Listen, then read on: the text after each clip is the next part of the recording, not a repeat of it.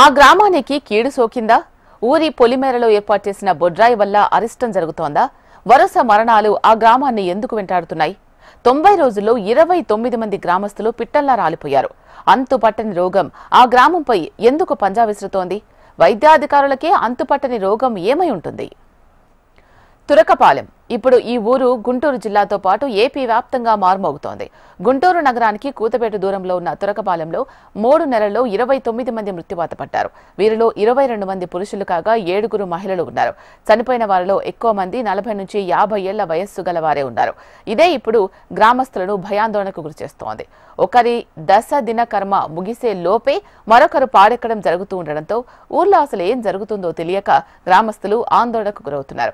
ముఖ్యంగా గ్రామంలోని ఒక కాలనీ వాసులే అధికంగా చనిపోవడం మరింత కలవరపాటుకు గురిచేస్తోంది. ఈ విషయం తెలుసుకున్న స్థానిక ఎమ్మెల్యే రామాంజనేయులు గ్రామంలో పర్యటించారు. అసలు గ్రామంలో ఏం జరుగుతుందో స్థానికులు ఆయన దృష్టికి తీసుకొచ్చారు. దీంతో డిఎంహెచ్ఓ ఆధ్వర్యంలో గ్రామంలోని నీళ్ల శాంపిల్స్, ప్రజల రక్త నమూనాలు సేకరించారు. వాటిలో ఎలాంటి తేడా లేకపోవడంతో మరణాలకు గల కారణాలు మిస్టరీగా మారాయి. గ్రామంలో తాగునీరు బోరు చుట్టూ కలుషిత నీరు చేరిందన్న అనుమానంతో ఆ బోరు నుంచి వచ్చే నీరు తాగడం ఆపేశారు. ఇదే క్రమంలో గ్రామస్తుల మెదడులో మరో మూఢనమ్మకం మొదలైంది. 5 నెలల క్రితం గ్రామంలో బొడ్రాయి ప్రతిష్ఠ జరిగింది. గ్రామానికి 4 దిక్కుల పొలిమేరల్లో గీటురాయిని ప్రతిష్ఠించారు.